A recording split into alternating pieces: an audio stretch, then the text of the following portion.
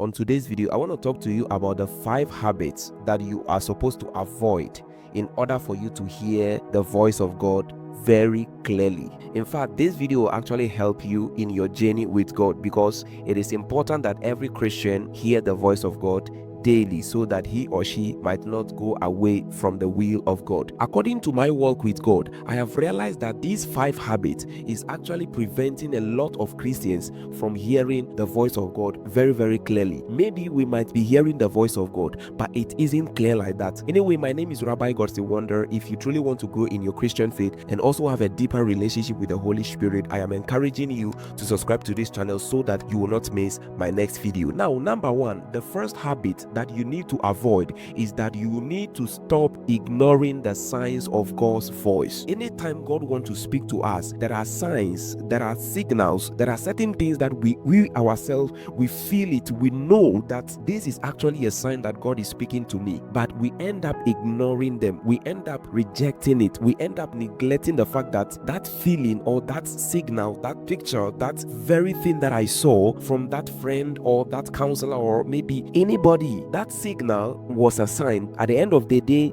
we end up saying that, oh, I heard the voice of God, I felt it, I knew it, and all that. Don't be found in this situation. Anytime you start seeing the signs of God's voice, especially when you feel in your heart that this that you are about to do isn't good, it's a sign God is speaking. Anytime you feel that sign, anytime you see that sign, anytime you discern that sign, take note, God is speaking. Now, number 2, you need to avoid distractions and busyness. There are a lot of situations where we find ourselves in chasing after money, chasing after business, chasing after the relationships, after the friends and all that. We end up distracted, we end up so busy to the extent that we don't even schedule time for God. Now, let me give you an example. Look at the life of Jesus Christ. Jesus Christ always spent time with the disciples. He always spent time preaching the gospel, doing a lot of miracle and doing all these things. But in a moment of the life of Jesus, Jesus will just immediately leave the people and go to the wilderness, go to the mountains to pray. So it is important that anytime that you are around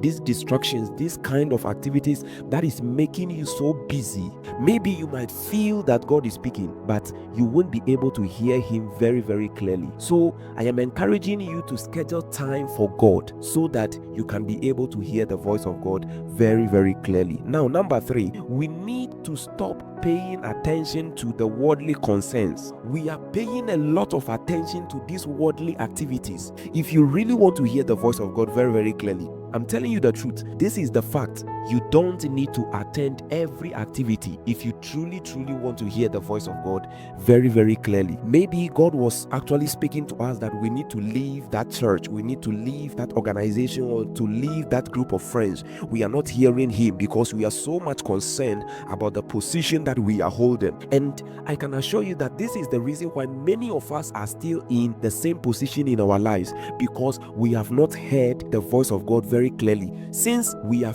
feeling the urge, or we are seeing the signs that God is speaking, and we are not knowing the exact information, that is the reason why we are still in one position. You need to stop paying attention to these worldly concerns. Number 4, neglecting spiritual practices such as prayer, Bible devotions, and worship. The truth is, when you neglect prayer, when you neglect Bible studies, when you neglect personal worship, you refuse to pray personally to God. You stop praying and you stop studying the Bible, or you stop devoting yourself spiritually to the things of God, you will not be able to hear the voice of God clearly. So it is time you go back onto personal prayer. Don't only pray only when you find yourself around people that are praying. Don't only pray or worship in the church service. You need to practice this personal time with God, that you spend personal time with God. It is important that you study this, you know this, in order for you to hear the voice of God very clearly. Most of the times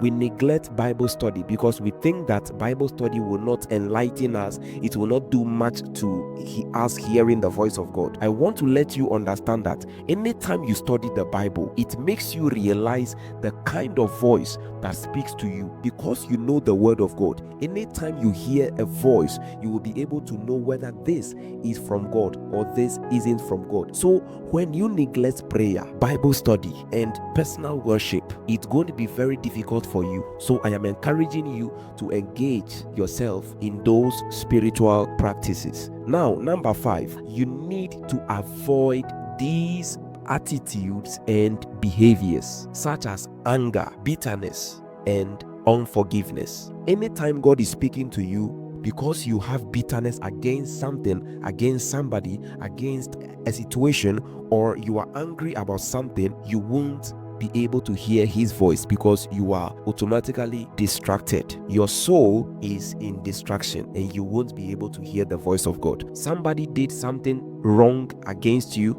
Yes, accept it and forgive the person, just because you want to be in the will of God. All these attitudes, anger, bitterness, unforgiveness, malice, and all that, they are enemies that attacks the voice of God. Anytime God is calling us, because we are blinded with this anger, we are blinded with bitterness, we are blinded with unforgiveness, that is why we ain't able to hear the voice of God. I am encouraging you today that if you really want to hear the voice of God, you need to take these 5 things that I shared with you. Number 1, you need to stop ignoring the signs of God's voice. Number 2, you need to avoid distractions and busyness and schedule time for God. Number 3, you need to stop paying attention to the worldly concerns. Number 4, neglecting spiritual practices such as prayer, Bible devotions, and worship. Now, number 5, avoid these attitudes and behaviors such as anger, bitterness, and